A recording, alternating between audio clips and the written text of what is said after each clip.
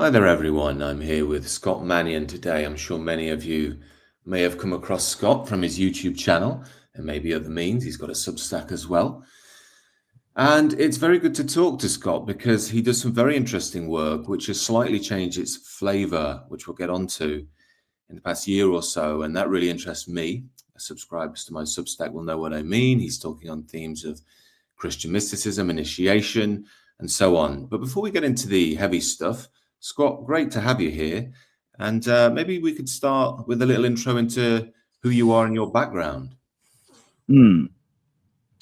Well, my background, I suppose we could start it from an employment point of view. My parents were in the film industry, so that's kind of where I started. And always was interested in philosophy. I read philosophy and took as a minor when I was in university. But filmmaking, I achieved a lot in filmmaking. I made a film called The Defector, which is a Cold War drama. Again, I don't do this anymore, but I made it. That was with Academy Award winner Russell Boyd. He was a cinematographer, and that did very well. That just sold actually to Sony, and it's playing in Japan on their cable networks. So that's just one point. And I won an Australian Directors Guild Award for that, for best directing in it. But of course, that industry is completely disgusting. I lived in LA for a little while. Right. And I connected with the conservatives there. And what I saw is even they were deeply occupied, because this is where I met people like Michael Knowles and a lot of those guys. And they are sort of on the conservative side, they're kind of occupied by the, let's call it J influence. I won't need to go into the direct names of what it is.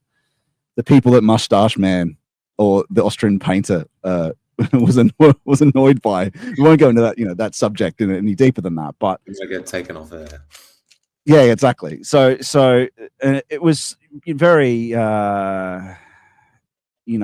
you want to work in that industry, you have to essentially get on your knees to the dark influences.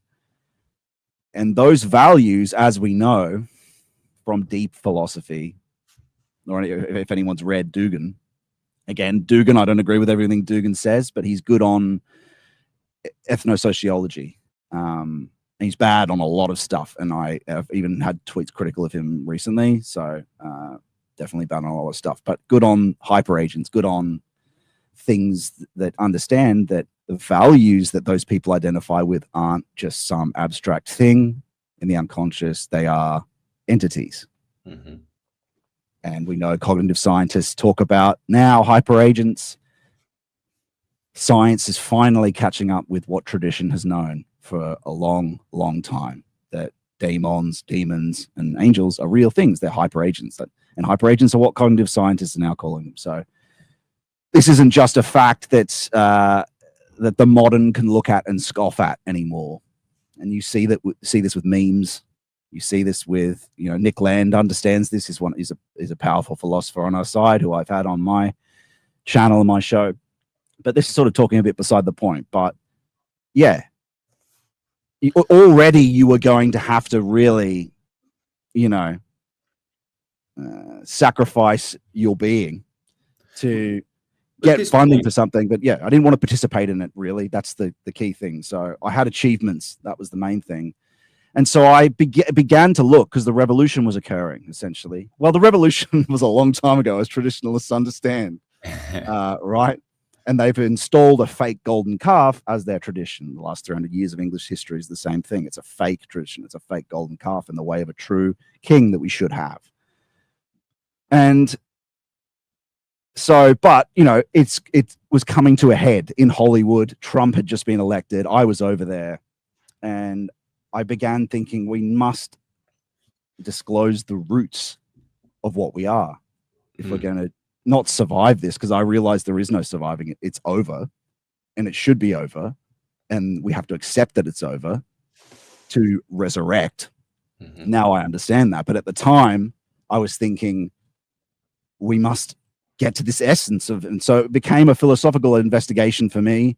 And I was also going to do a film about it at the same time. And I began working with people like, I recruited Carl Benjamin. Carl Benjamin? Yeah. You would know him. I recruited him into a project, brought him over to the United States. introduced him to some conservatives over there. And I was becoming more and more philosophical and deep thinking. I was Christian, but not in the depths that I've become now, which initiation involves, which we can get into. And so I recruited him into the project, and we began investigating the depths of what it means for the ethnos that is Englishness, right? Okay, what's the depths of that? If we all speak English, this will have ramifications for the US. And then you're delving further and further, and you can look at a video I've got on my channel called The Rise of the Dragon Slayer, which goes into that. But when you keep penetrating further, it becomes a practical matter. So you're doing it conceptually, you're doing it philosophically. What kind of philosophy are you doing? It even goes into cognitive science, depth psychology, Jung, right? You're looking, what is this? It's not just a proposition. There's something deep within us, right? And you eventually, first you look at it and you enter a stage where you're thinking, okay, it's an archetype. Is this just a subjective thing, or is it something that's objective and beyond us? And then, philosophers like Kant going deeper and deeper. And again, Dugin's quite good with this. And Heidegger, understanding Dasein as a being, ethnic Daseins, ethnic entities that are folk entities, right? Hyper entities. And people go, again, that's what we were sort of talking about earlier with angels. And the truth of the matter is there are these deeper layers, firstly of the unconscious and then in the eternal. And it turns out that peoples have, as you read deeper, you eventually end up in esotericism as well. And discover that folks have angels, but folks also have egregores, which are sort of low temporal, factical, worst element of what they are. And that's what happened with Mustache Man. He could have gone in the direction of the actual holy future, you could call it.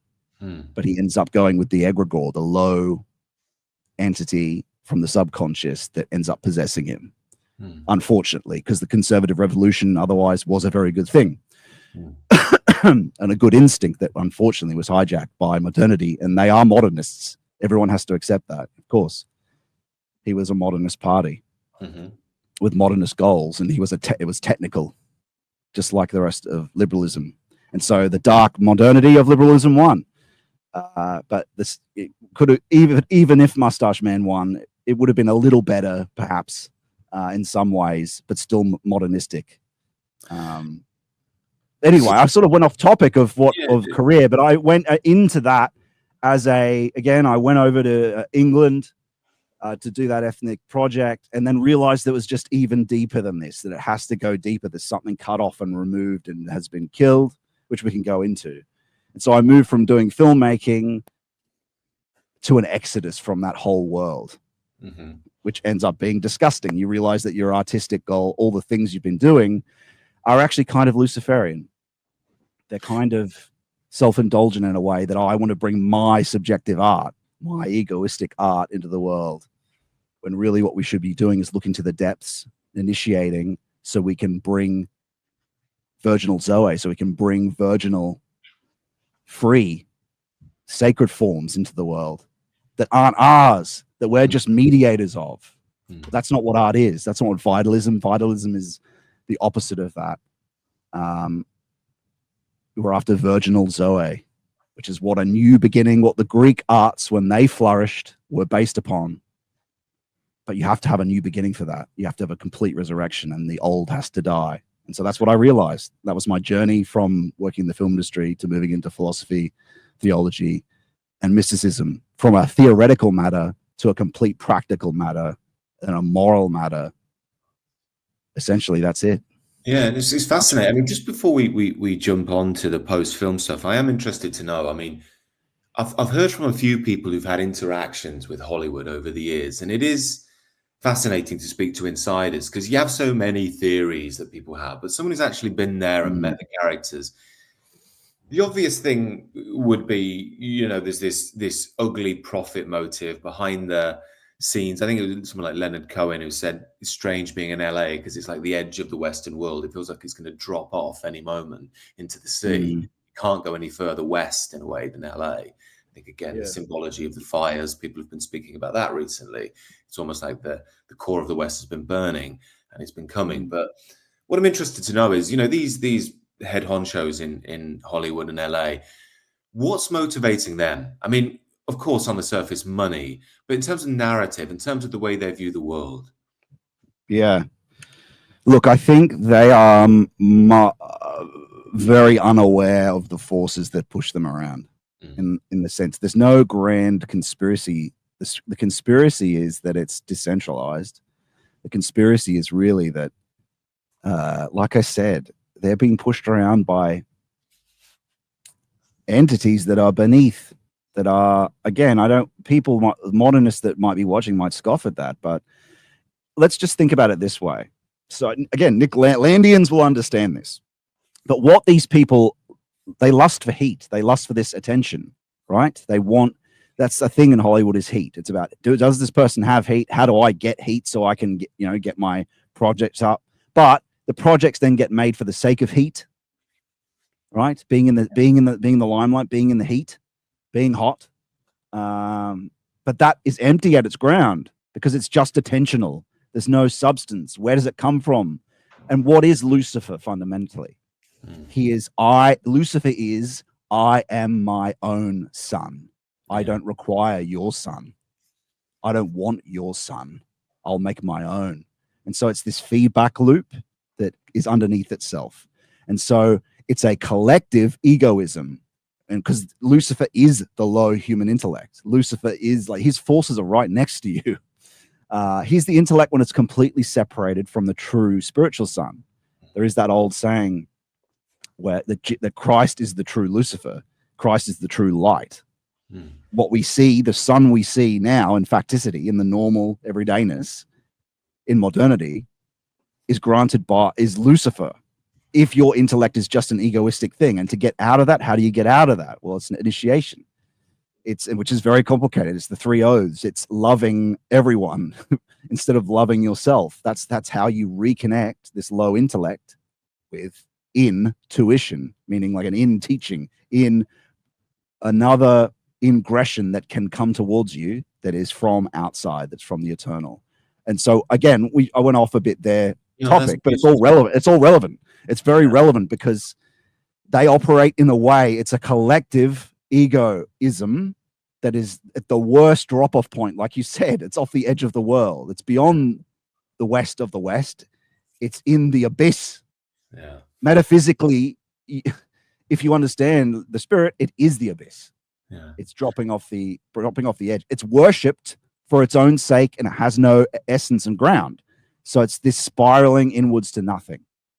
And that creates all sort of demonic parasites. It creates all sorts of, how women get surgeries and surgeries and surgeries and surgeries, and they look completely alien.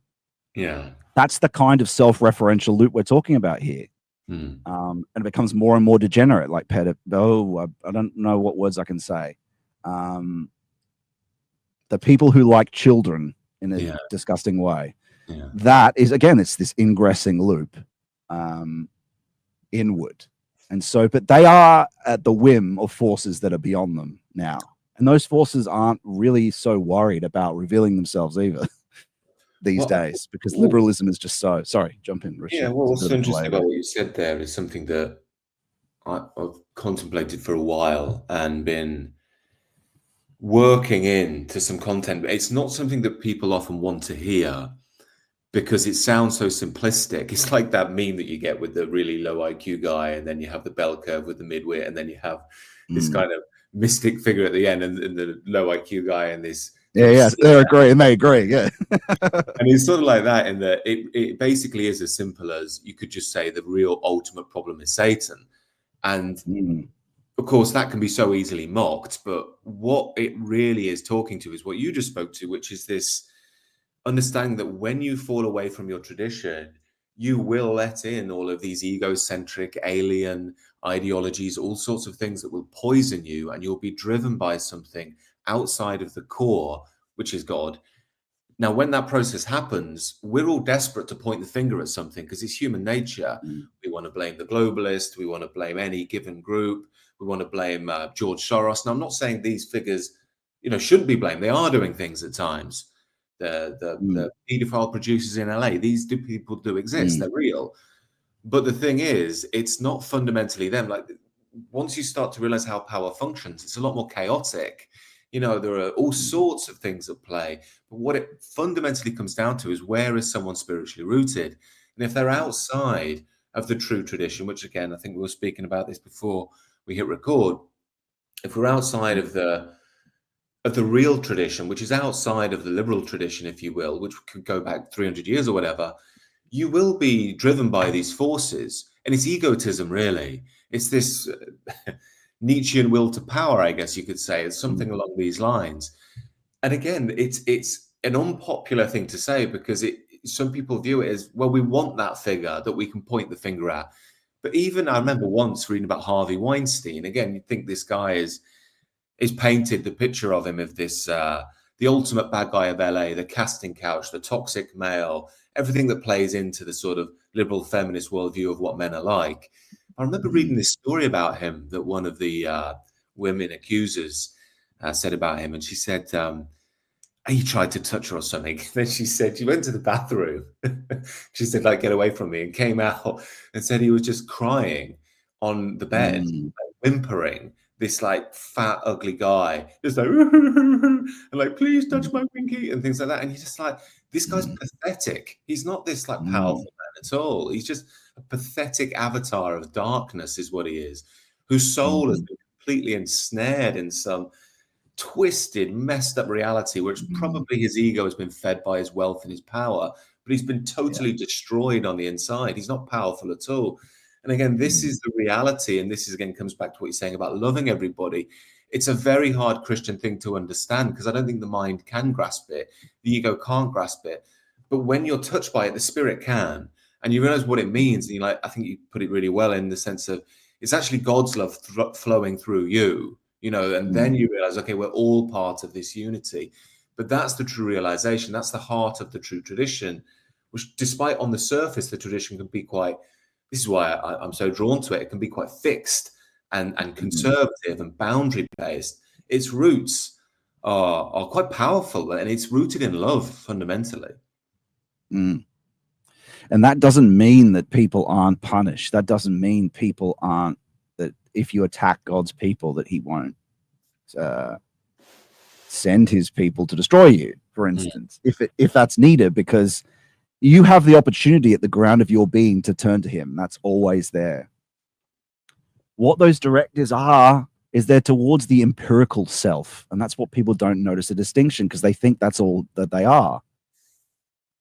That Weinstein's empirical self was just this lowly nothing, right? Because and his self, even I think that was just some conniving tactic on his part, but whatever.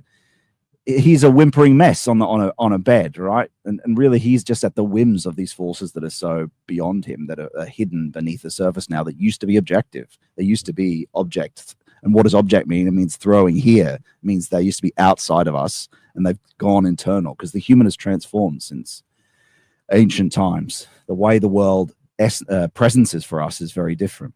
But the point is, though, with love, and the point is, people take it to mean that these things are addressed to the empirical self. You're low. When I say you're, I'm saying me too. Before you've initiated, before you actually have gone through the purification process, your empirical self is completely corrupted. You're not capable of making proper judgments about things. So you can't hate people.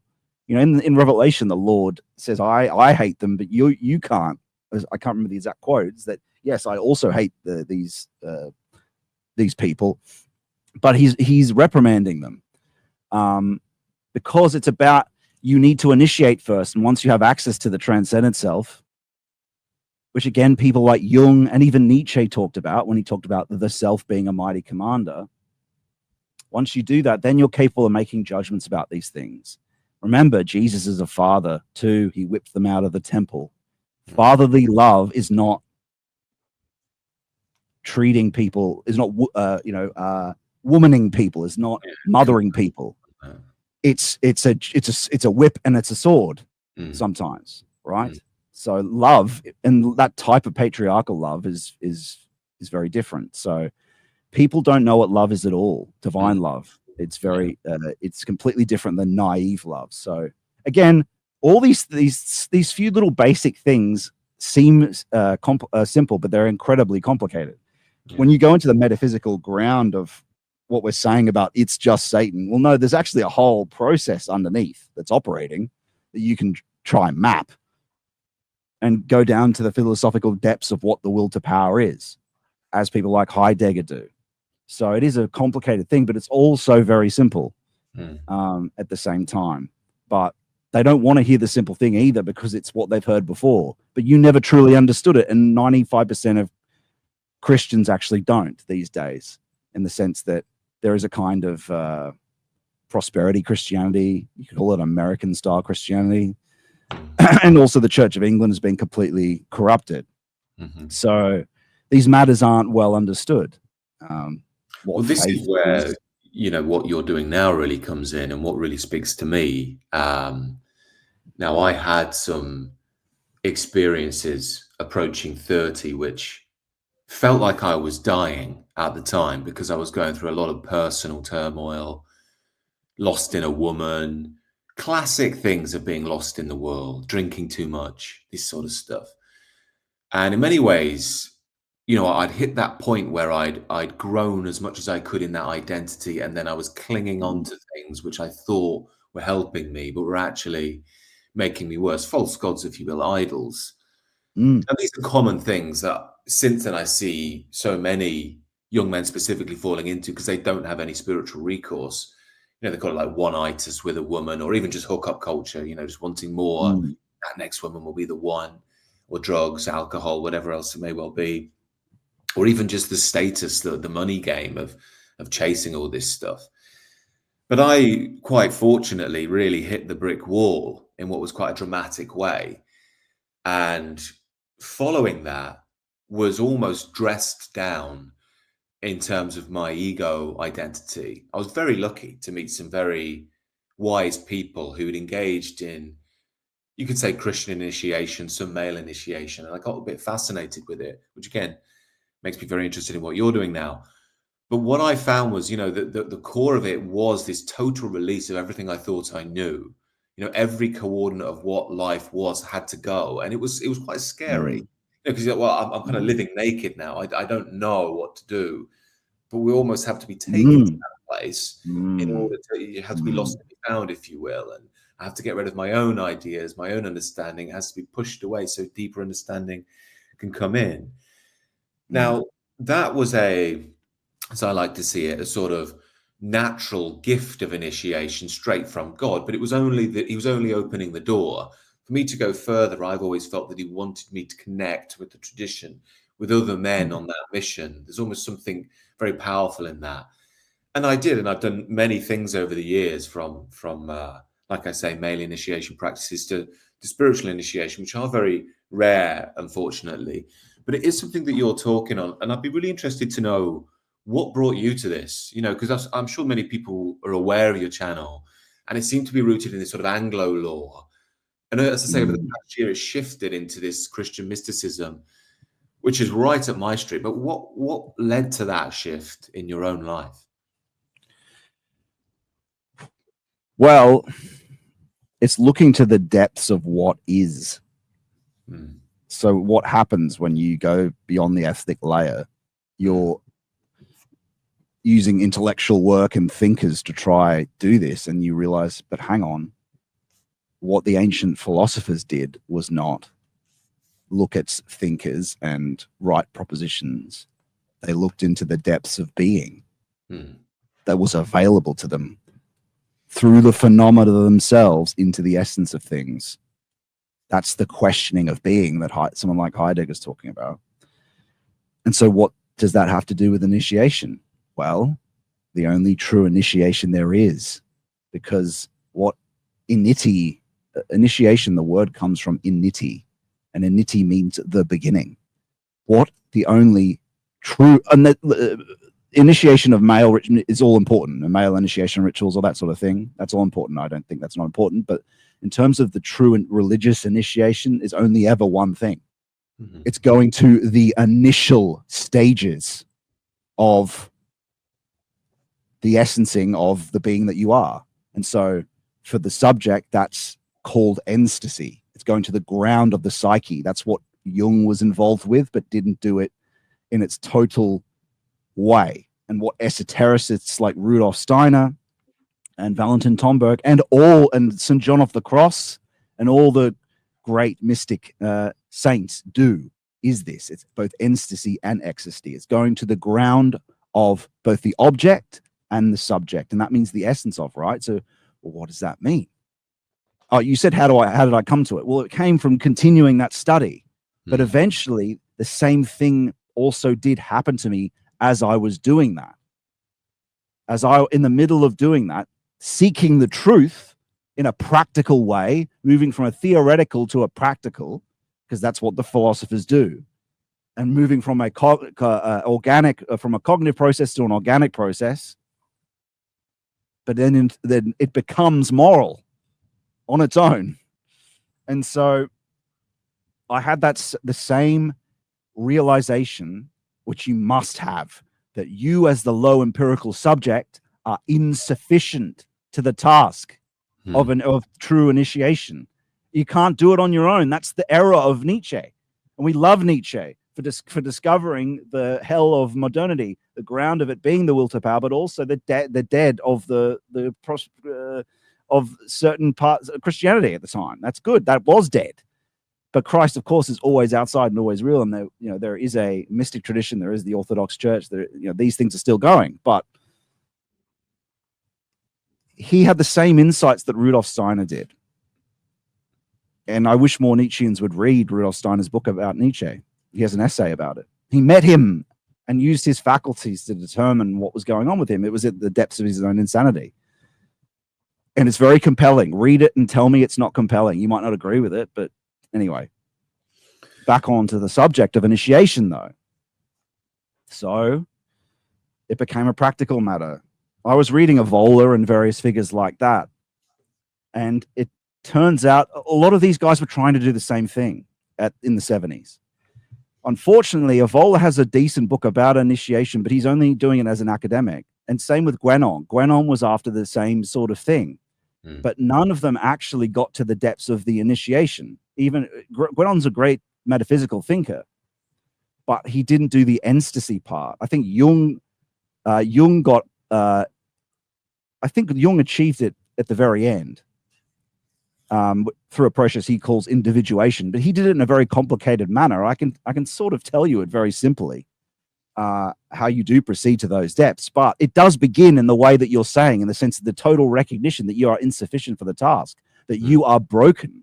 You're broken. I am broken, Lord.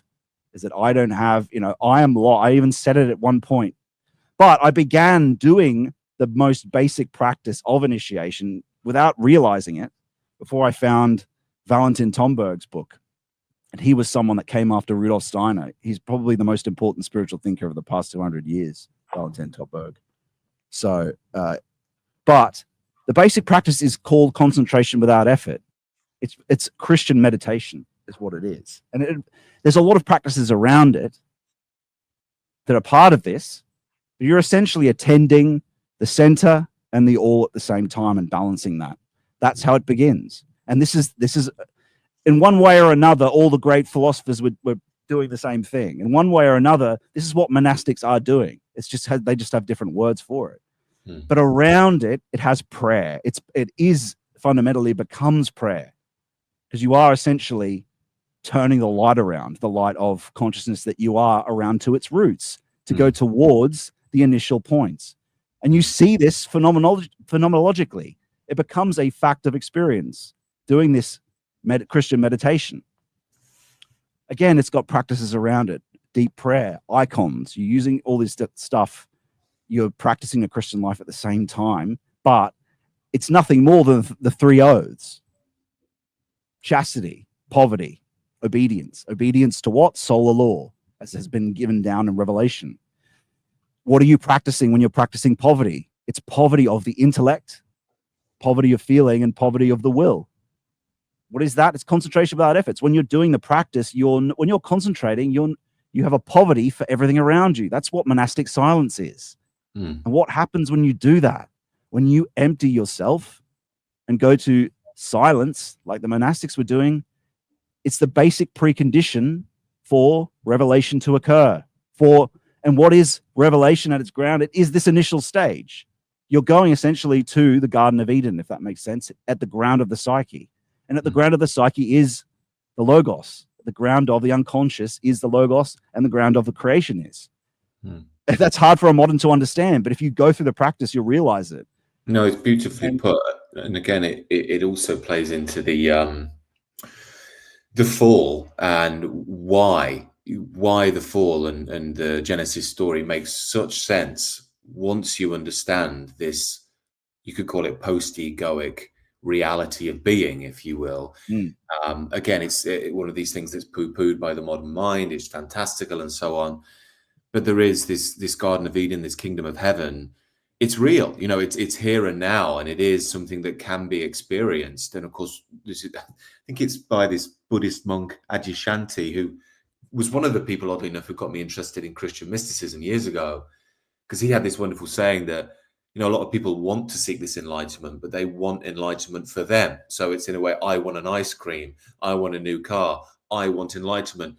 But coming to the kingdom of heaven is the melting of the self. It's the realization that it's not, you don't get there and, oh, I've got this now and I can go and show it to the world. It is this death of the small s self and the moving into the true self, which is the light of God in religious language. But again, it speaks to another point that, well, there's many points I want to touch on, but there was one really important thing you said right at the beginning, which I think is so important in this day and age.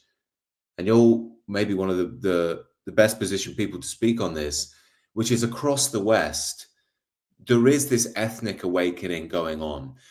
And I think that's a good thing in principle, because speaking as an English person who grew up in Leicester, I don't know if you've heard of Leicester, but it's a very multicultural city. I was told by my parents, my school, never have an ethnic identity. That's fine. That's fine. I didn't base myself upon it. I didn't think it was relevant. In fact, I remember growing up and the guys who had Indian parents or Jamaican parents or Irish parents, they were always seen as more cool. Like they had something. I didn't have anything. I was white bread, boring, plain, nothing. And then, of course, you go through the university system and that's just reaffirmed even more. The only thing is just they add on the guilt, you should be ashamed, British Empire, blah, blah, blah. And it wasn't until, as I was speaking to earlier, I was going through some of these changes, I started to realize, look, there's more to the Western tradition than I've been told. There is a depth in there somewhere. There's lots of corruption, yes. There's lots of sin, yes. But there is something real there. And you can see now many people across the West are waking up to that, not in this kind of, as the left would say, genocidal, maniacal way of we just hate other groups, but more of this, we do have a history. We are an ethnicity too, and that's okay. But you can also see there is this balance going on where some people are moving into it as the fundamental nature of their very identity, whiteness or Englishness or whatever it may well be. Now, they are deeply, deeply important. I'm not trying to poo-poo them. They are incredibly important. But you spoke to something very interesting earlier where you said beyond the ethnic layer. And I think that's very, very important in my view, for the future of the West, because I'm not denying that there can be an ethnic component.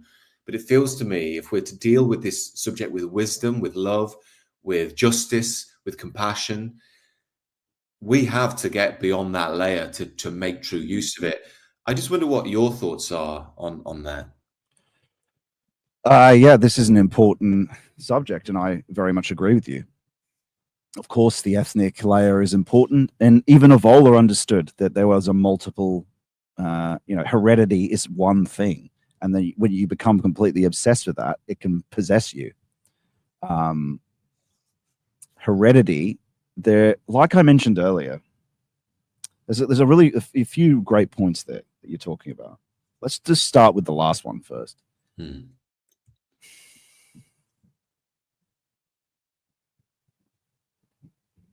If you can't forgive your enemy, they live rent-free in your head. What we're after is a vision of an authentic folk future, let's say. for these people. That's what you want, all right, guys? I'm 100% with you. We're a people.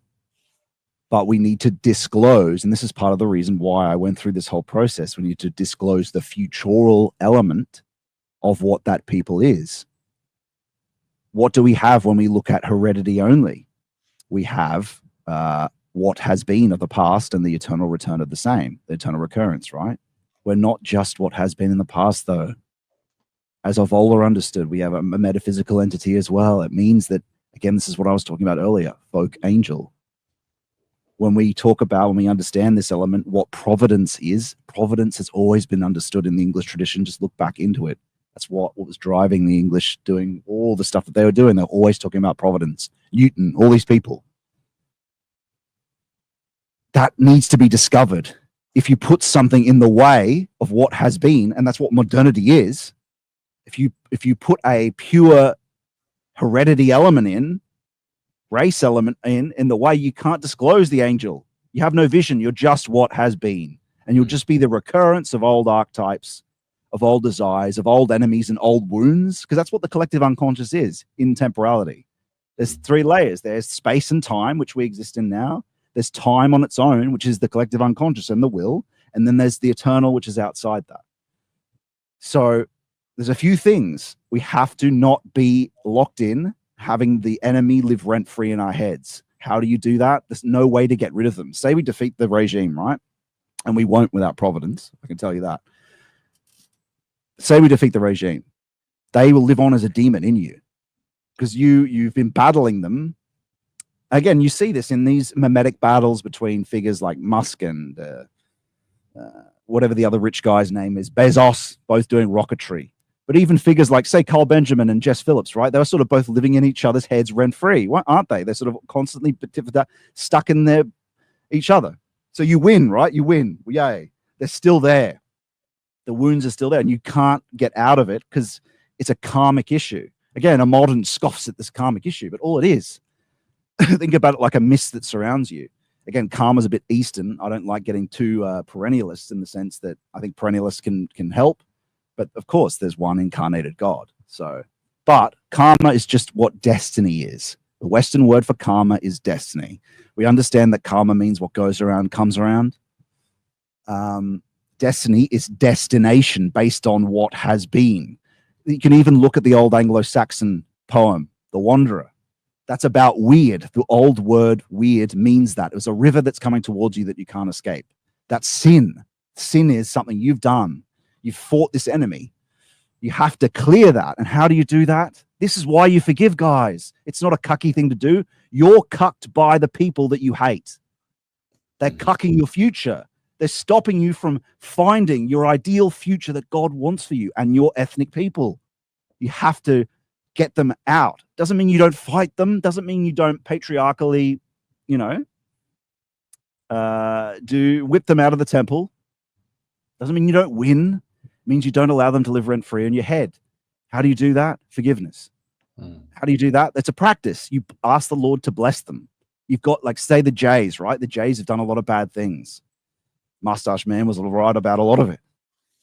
You have to not, they can't live rent-free in your head, though. They're living rent-free in a lot of people's head on the right. You've got to ask the Lord to bless them in the sense that ask the Lord to help them find him as God. That's all you have to do. Even the worst things that have been done to you, ask the Lord to help him to bless them to find him as their one true God. And if you forgive, he will release you of what has been so you can find the providential future for yourself personally, but also others, but also the ethnic group. And that's why I ended up doing this, because I realized that if you just study war, Heraclitan, like, you get to the ground of this openness being that we are existentially. It's based on conflict. It's based on antithesis. If you just study that, you're basically just studying the history of the warriors. That is also, you end up in what has been. I mean, this is getting quite philosophically complicated and Heideggerian. Let's not go too far into that. But we'll just say along the subjects that I was saying there, you have to be able to clear the past to discover the future. This again is speaking to this inevitable clash that is going to happen, in my view at least, because we're on this track where it seems the Western world almost, I mean, what we're talking to here, like you say, it may sound strange to someone in the modern world who's always lived through the lens of liberalist modernity, materialism, and so on. It can seem odd and mad, even insane, when someone says something like, there's that beautiful teaching from Christ. I forget exactly where it is, but he tells one of his followers, one of his disciples, don't fear about what to say. Just let go, and God will give you the words. Now, this is a real experience that I think you can fall into when you get out of the analytical mind and be, if you will. I'm not saying that I found myself in endless freedom of the spirit, but I've certainly had experiences in the Christian life where I once would have been just analyzing from 50 different angles what to say in a given situation. You just let go, and the words do flow out of you, and it's almost like the natural, the real you, which isn't the ego self, again, starts to speak. But these ideas, if you will, or they're not really ideas, but these realities can be quite unpopular to the modern mind, which loves to see, it's my ideas. And, you get it on YouTube. This person smashed the other person. And on the left, they destroyed this guy, and on it goes. So this I was watching this on the Peters and Zizek debate, happened years ago, because some leftist channel, Zizek smashed Peterson and the right, he destroyed him. But you watch the debate, it was a nothing debate, really. What I'm getting to, this is the egocentric way of viewing things. But if we can't get out of that mindset, which it's hard to by yourself. Very often people need a crash. There needs to be a death for the rebirth to occur. And that's why, I do speak to a few people who reach out to me who watch the channel, and they say, like, how do I deal with this sense of despair, with this sense of anger of what's going on in the world? And one of the things I'm saying is, we have to welcome this collapse, if you will, because that will be the precursor to the reawakening. That will be the tradition being reborn in many ways. And it may well be ugly for a bit on the surface, because it may well have to be. People will have to feel the sting in order to change. Would you agree with that? Or would you say that, it is salvageable, that if enough people who have been ground in this initiation can turn the tide? Or would you agree with me that we almost have to go through this civilizational death and rebirth? Yeah, I think there's a lot of good subjects there. You're talking about intuition. You're talking about at the start. I agree. I agree, but there's just a lot of stuff there too that I also want to comment on. So purification. That's important with regards to having access to something you can trust and lean into. And so the more you purify yourself, the more you have access to, the more you go through the process of this initiation, which is an exodus. Maybe I'll just start at the end, again, actually, rather than going to the start, because there's just so much good stuff there. So, yes, in a sense, it has to die, or at least our understanding of it has to die. It has to be a sacrifice. So, what does that mean? Salvageable, savable. I think we need to accept that it's dead and has been dead for a long time. Acceptance comes first, and then it needs to be a recognition that the only solution is resurrection. Resurrection doesn't mean to save something. It means it's new then. It's the second wine. Again, I'm trying to think about ways to articulate this in a way moderns will understand, though, as well. Let's just say that there needs to be an organized minority that goes through a personal exodus, a personal death and resurrection, which is what the deep mystic Christian process is. What does that involve? It grants you access to the future, as in providence, because God, Jesus Christ, is the future. This is complicated metaphysically for moderns to understand, but if you really want to defeat the regime, you're going to have to defeat the regime, the thought regime, in yourself first, because you got to recognize that it's in your head, it's deep in there right now, and you have to go through this initiation if you want to be a part of that. And this is a part of being saved anyway, because you're going to die and you're going to go there anyway and be judged, but you're going to have to go through an exodus and withdraw. You have to die before you can live. And that begins in this initiation process. I can't describe to you all the practices of that process today, but I have those lectures, 10 lectures about exactly what to do that you could even begin and do that today. Just search my name on YouTube and it will come up. That's what the Greenwood Fellowship's all about, what we're doing. You have to surrender this low calculation. And what do you gain access to? You gain access to sort of what Richard's hinting at there. There's a transcendent self. And beyond that transcendent self is Jesus, is God, the transcendent self of transcendent selves. He is the future. What does that mean? It means that the regime runs on low calculation, has all the money, has all the power. How do you defeat them? By having access to the future, to ask questions, what to do. You see, it's like that's how you win. Again, you can't do that, though, with the low desires of the empirical subject. Empirical subject means just the sort of low person you were from your birth. That's just made of all the experiences and heredity and character that you are. You're sinful, and you have to purify yourself before you have access to that.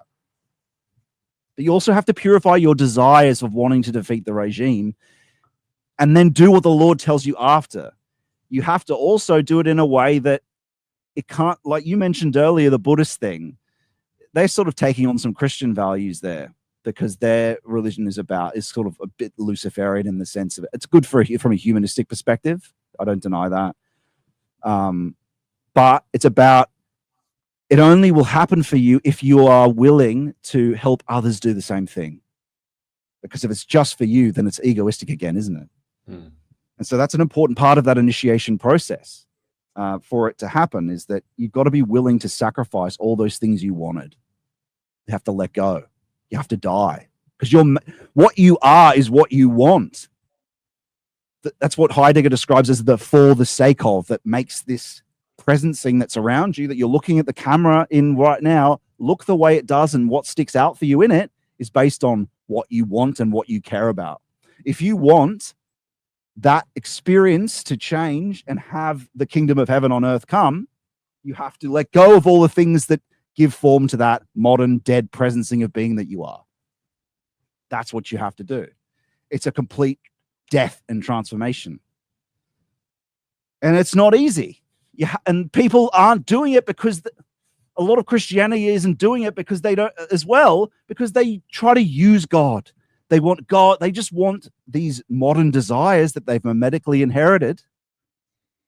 They want those things. They want to use God to get those things. No, that's not how it works.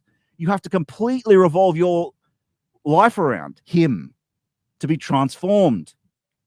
So you're not a will to power, not a will to more of these mimetic desires, which you just inherited from low entities, actually, that you don't even realize, to a will to service. And there's a whole suite of practices to do that. And it's the best, greatest thing you can do in your entire life. As an existentialist, you live in existence. You are surrounded by people. You're surrounded by things provoked all the time, but you're fundamentally alone, always, and thrown into the world, and you'll die alone. The essentialist looks to the ground of things. He might be lonely because he has to withdraw and do an exodus, but he's never alone once he's disclosed the truth of being and he walks with God. And I can tell you from direct experience, it's a real thing. It's not just God outside, it's God comes inside. And you interact with him. You can ask him questions. It's a mystery still, but it's something that becomes available to you. And that doesn't mean we're not careful. We're careful. There's an epistemic principle for this, a criterion for truth. We are careful. We're not Russell Brand, who's actually leading deeply into self-deception and prelest. Spiritual deception. Mephistopheles and Lucifer are real entities, and so there's in Christian Hermeticism and Mysticism, the saints have guides for these things, and I've got videos about that sort of stuff. So what I'm saying, and I have to state that because people will go, "Oh, is that spiritual deception?" No, very careful about that, and you should be. But my life is complete, and the people that I don't know there is anyone who's gone through this authentically, to be fair.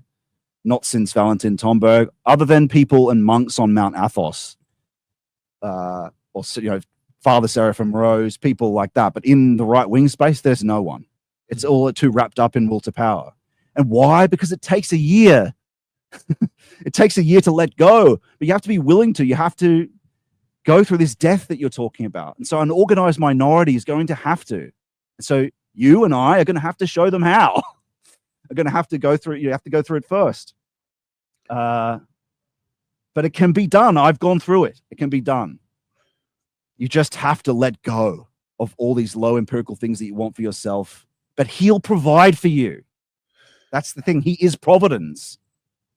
You'll have to have some pain, and to develop, though. It's a moral development as well. But he is always there, watching. And it takes a while to realize that. It takes a while to see that. But eventually, communication opens, and he becomes a fact of your experience. I mean that as a raw fact.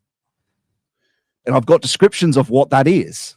And this is from the tradition. It's just not me coming up with it. There's a long traditional heritage from Christian Hermeticism and Christian Mysticism that people can look into, and I cite those people. So, yeah, again, it's really, really good stuff. And I couldn't help but think of two examples here of in many ways, what you could say the quote right wing. I think don't quite buy into left-right dynamic anymore, but let's just say right wing, and even the Western Church, what they want, they block themselves via their own egocentric identification a lot of the time. What I mean is, you said something very interesting there, this death process, and this is kind of the monomyth stuff, the classic Joseph Campbell stuff.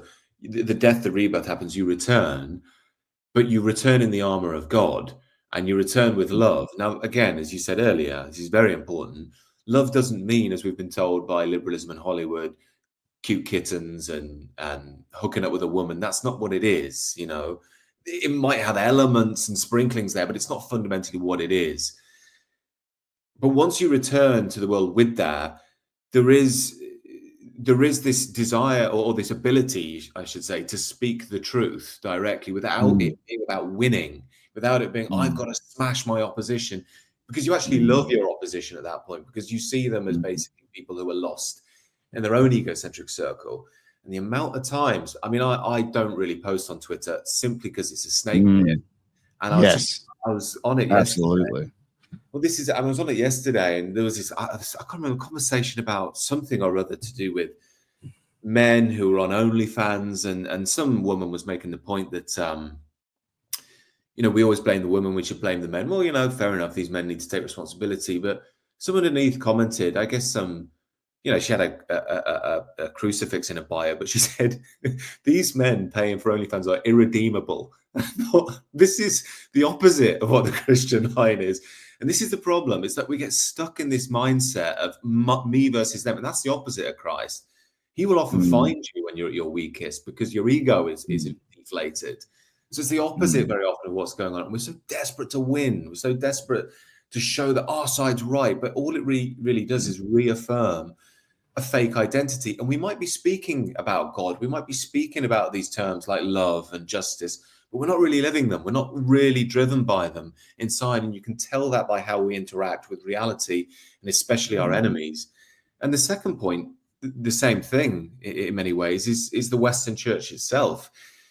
My own experiences, the amount of young men that I know who've said to me over the years, like, I'm very interested in Christianity and Christian mysticism, and they go to a mainline church, and it's just replicating these old simplistic ideas. It's very light, it's very surface level. And I think a lot of what you're talking to there, people are craving it. They are craving it, but it's not being expressed in the mainstream. Again, the Orthodox Church may be the one exception where you're still getting these expressions. But in England, the Orthodox Church is thin on the ground. Now, that doesn't mean that you have to get out and try.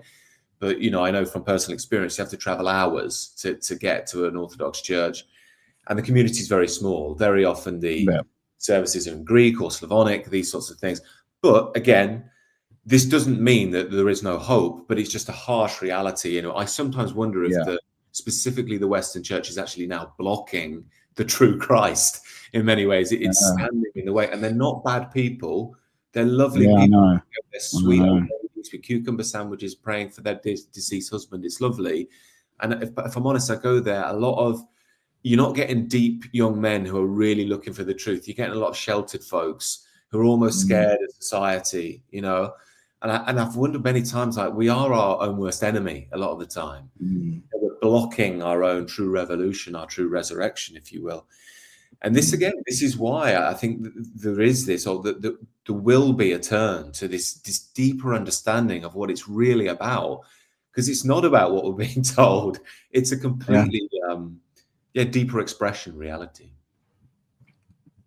Yeah, I think the interpretation of, especially the Church of England, but you know, even Catholicism has its issues, but they're not teaching initiation. It's something that only happens in the deepest monastics, but it does happen in Christian Hermeticism. It did. That's what Rudolf Steiner was involved with, and Rudolf Steiner wasn't perfect. He probably over technicalized too much, but Valentin Tomberg fixes that.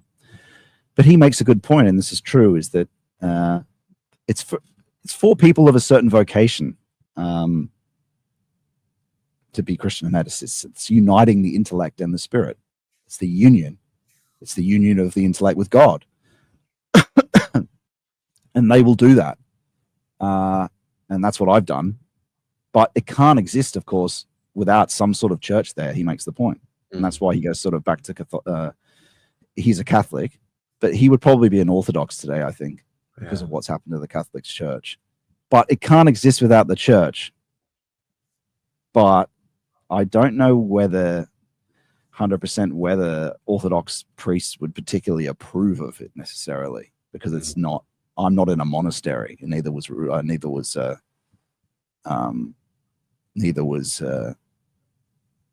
Valentin Tomberg. All I can tell you is the Lord wants there to be a fellowship of people doing this sort of thing. There are certain people that can't get to these Orthodox churches, like you were saying. You know, there's certain people that you can be a hermit, you can make an exodus. In modernity, it's quite useful to make this exodus, as disgusting as modernity and liberalism is, because you're sort of alienated from each other. You can actually set up a way of being have your own little hermitage for a year, if that makes sense, right? Say if you were living with your parents or something, if you've got the more resources around you than you think. If you've got food, shelter, you can begin this. All your desires beyond that are, you don't have to worry. If you walk towards him, he'll put you on a mission using your talents. But the biggest demon that'll get to you is that, I don't have time to do that. That's that. You got to recognize that they're the demons of modernity that are trying to stop you. You need to make that whole life revolve around him. Again, begin the practices that I'm talking about. And the most rewarding thing that has happened so now is that multiple people in the community have started having the same phenomenological results that I had. It's been the greatest thing. A miracle. I pray for it all the time for their progress as well. I mean, it was very hard for me because no one was alive to ask the questions. They're all from books, right? So, no, it's great to see them also sharing experiences in the Discord that we've got a community of people, and so that all lifts everything else up. They see, that's what that person's doing, and they reflect it in their same experience of the process. But like you were saying, what do you do about that? That's what I mean. There has to be, I don't know. All I can say, I don't want to make any big claims. Like, I don't think there should be some new church or anything like that. But I do think there's got to be, I don't want to think anything, because even I still have an ego. I still have I still have temptations and stuff. You got to be watchful. The saints, every saint always believed they were a great sinner. Well, they often were a great sinner as well. That's right. That's right. They were. So you got to be vigilant, right? So what you're looking for, and what happens more and more is this process, is that the Lord, at the moment when you're at home, the Lord can only communicate with you through dreams. Your intellect is totally removed from him. at the ground of the unconscious is Christ, but he can only speak to you through dreams. You're that removed from him through your sin. Through this process, you become more parallel, right? And so then you begin to communicate through symbolism, active imagination, things like that. Again, things I've gone into on my channel. I won't go to the full depths of it. Intuition. But eventually those things unify. The intellect and the spirit unify. And so it becomes, and it's a meeting in full reality. But the point is that it's the most rewarding thing. You can remove your modernistic desires and walk towards him, and he will provide for you. Of course, you're going to be able to ask him questions. It will begin with intuition. You ask, and then you get the intuition of positive or negative, because things like spiritual touch become available to you, which is like comparable to the immediacy of touch versus spiritual vision, which is something at a distance, or hearing, right? So that's something that you, again, I don't know how much I should talk about here with you now. Just go to my videos on the thing, but on my YouTube, which goes into the details and reveals them in a way that the modern can understand. But the point is, he will provide for you. The modern can do this. And I would also say that you're right. Again, that this fake Christianity is in the way. Yeah. It's got to go, or it's got to be walked past. There has to be fellowships like this. All I can say is that I'm being directed to do it. That's all I can say. So, I don't listen to my own ego about it. I didn't want to do any of this. I was doing the ethnic thing. I was in film. So I see the judgment somewhere else, because judgment can't be relied on. It improves over time, of course, throughout the process, but that's the point I was trying to make. Yeah, no, that makes sense. Makes sense. I mean, again, I think, anyone listening who wants a more comprehensive insight into this, Scott's got loads of content on his channel. And I do wonder, for anyone listening as well, basic practices that someone's listening to this and thinking, I want to start on this path. We're talking very simple, first basic steps. Take it as read. They're going to check out your material and maybe some of the material of the Christian mystics. But other than that, where could someone start? Okay. You unify these two practices eventually in this morning concentration without effort practice. But there are two things. One is called concentration without effort, which is Christian meditation. Look at this space that you are right now, looking at the camera, looking at your screen, looking at me. You sit down in a comfortable chair with a headrest, a completely relaxed body. You attend the center of your vision, and you try to do all of your vision at the same time, and you just balance those two between them. And there are metaphysical reasons for why this is the core practice of initiation. Again, you can read Valentin Tomberg about it. You can watch my content about it. That's one. You can do that starting at 5 minutes, but moving up to half an hour. And the benefit. You can talk about scientific benefits of meditation. Again, this is Christian meditation, though. You should while you're doing that, you should be praying the Jesus prayer at the same time, or begin it with the Lord's Prayer and a prayer to Mary, and looking at icons. And you could have the place that you're attending, that you're looking at, and you're keeping your vision still somewhere. You should place an icon there of Jesus, but you don't have to begin that way. If you just have a blank wall, you can put a dot there or something if you want. You'll notice effects eventually. But what you unify that basic practice with, while you're on your walk, this is the very simplest of things. Bring your attention to the breathing of the belly, right? Breathe in and out. Just let it automatically breathe. Don't control it. In your head, in time with the breath, let the automatic breath, you pray the Jesus prayer, and I'll do it for you right now. Again, you do it in your head though. Lord Jesus Christ, Son of God, have mercy upon me, a sinner. See how it's just in and out there? That's all you do. And so what you do is you actually unify that with that concentration practice I'm talking about. You're actually supposed to do them together, but you can start doing them apart and doing it on your walk. And those are two of the most important practices. You need to establish a praying unceasingly. Another practice you can do, and these will just come up to you during the day, things that embarrass you, that have embarrassed you of the past. This is shame. This is the unconscious trying to tell you something. Think about what a sin might be related to that memory that popped up, that embarrassment, that embarrassing thing. It could be like some casual sex. Ask the Lord for forgiveness for that and mean it. Put your hand on your heart and mean it, or do it in your head. As soon as it comes up, do it, because it's coming up for a reason. Then there are your resentments. You'll have these will to power thoughts perhaps that come up, or fears, people that you want to overcome that have wronged you, right? When that comes up, it'll keep coming out. You can't get rid of it.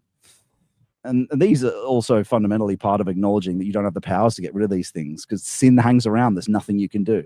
And so what you do, again, with this resentment is you simply, when it comes up, you say, Lord, bless them, help them discover you and accept you as God. Lord, bless that person that you hate or did that thing to you.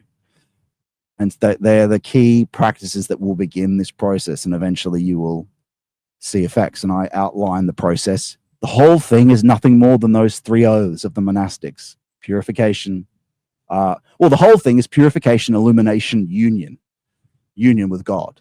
Illumination is the illumination towards him. Purification is the purification of the low empirical self that you are. And those key practices I've just given you there are a big part of that. Concentration without effort is part of the oath of poverty. It's poverty. And think about it. If you're concentrating on something, what are you doing? You're bowing. It's humility. You're emptying your low egoic thought. You're concentrating on something. And what are you doing? You're turning the light around to the source that is him. That's what this concentrating on the point in the middle of your vision, and the all of your vision at the same time does. What you can also do, if you can't really it takes a bit of getting used to, but it's between you work it out with you and your guardian angel. You work it out how to do it. It's a balancing. It's always supposed to be a balancing as well while you're doing it. But one thing you can do to understand what I mean by putting your attention on the all is, as you're walking, just put your attention on your whole visual plane, and you'll sort of work out how to look at everything at the same time, because the movement helps you look at everything at the same time. And so when you go to your morning practice, when you're doing that completely relaxed thing, you will know where that is and what that feels like. Yeah. Well, that's very helpful and very practical advice. And I must say a few things that I've engaged in before myself, and a few new things there for me to engage in as well. And I must say, with regards to the forgiveness, just one little addendum, and it really brings me to mind of when, I was confronted with the absolute necessity of forgiving people in my life. And one was someone who was very violent towards me when I was young, and someone else was a love rival who I could not come to peace with. As I said, I was stuck in this one itis, battling for this woman. And I couldn't bring myself to say, pray for these people. I couldn't do it. My ego was so strong and I had so much venom towards them. And I was speaking to what you could say is something of an elder, and he had a wonderful suggestion, which was, well, you don't have to pray for them. You're not praying for them to succeed in whatever it is, but you can pray 100%. for their soul. Yeah, you can pray for them to come to God in their own truth. You can pray for God to do justice here. And that's what I started doing. And I thought, well, I'll give it a go. But I have to say, within a couple of weeks, I felt free. I felt free from it. And I'd held these things deeply for a long, and they were controlling me. And I couldn't believe it. Again, it's one of these things where you think, there's something going on here more than I was ever aware of. And there's power behind all this, which is much deeper than anything my intellect can muster. But look, thank you so much, Scott, for this conversation. It's been a real pleasure, and I hope we can do it again in the future, because I think we only really scratched the surface here, and there's a lot, I think, of wisdom in you that is extremely important to this era. So thank you very much for being on. Yeah, thanks, Richard. I'll just make a quick point on that forgiveness that you made. That's very true. I speak about the same thing. Forgiveness isn't cucky at all. Remember, you're releasing. You don't want to have a destiny based on those people that possess you. They're living rent-free in your head. You're not praying for them to get any low thing, like Richard said. I even say that in a video I've got on forgiveness. None of their low desires are going to be fulfilled. And if people that have done things like the R word to people, them accepting Christ is going to be a very harrowing process for them. So it's not that asking for them to accept the Lord is not you can do that. You can do that, because it's going to be harrowing for them. It's not, like Richard said, I 100% agree with that point, is all I wanted to say.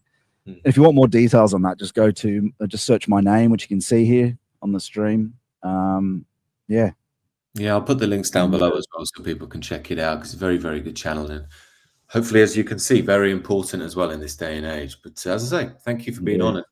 I hope to see you again in the near future. All right. God bless, my friend. God bless.